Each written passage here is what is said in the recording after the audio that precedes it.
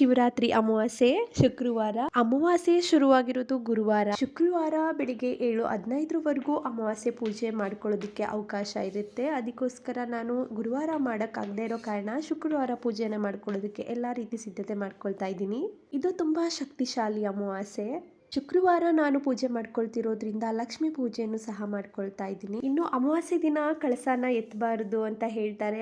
ಆದ್ರೆ ನಾನು ಇಂದಿನ ದಿನ ದೇವ್ರ ಮನೆ ಕ್ಲೀನ್ ಮಾಡೋಕೆ ಆಗದೆ ಇರೋ ಕಾರಣ ಇವತ್ತು ನಾನು ಕಳಸ ಎತ್ತಿ ದೇವ್ರ ಮನೆನ ಕ್ಲೀನ್ ಮಾಡ್ಕೊಂಡಿದ್ದೀನಿ. ನೀವ್ ಯಾರು ಅಮಾವಾಸ್ಯೆ ದಿನ ಕಳಸನ ಎತ್ತೋಕ್ ಹೋಗ್ಬೇಡಿ. ಅಮಾವಾಸ್ಯೆ ಹಾಗೆ ಹುಣ್ಣಿಮೆ ದಿನ ಕಳಸನ ತೆಗಿಬಾರ್ದು ಅಂತ ಹೇಳ್ತಾರೆ. ಆ ಕಾರಣದಿಂದ ಯಾರೋ ಕಳಸನ ತೆಗಿಯೋಕೆ ಹೋಗ್ಬೇಡಿ. ಇನ್ನು ಲಕ್ಷ್ಮಿ ಪೂಜೆ ಮಾಡ್ಕೊಳ್ಳೋದ್ರಿಂದ ಲಕ್ಷ್ಮಿ ಅಷ್ಟೋತ್ತರನ ನಾವು ಹೇಳಲೇಬೇಕು.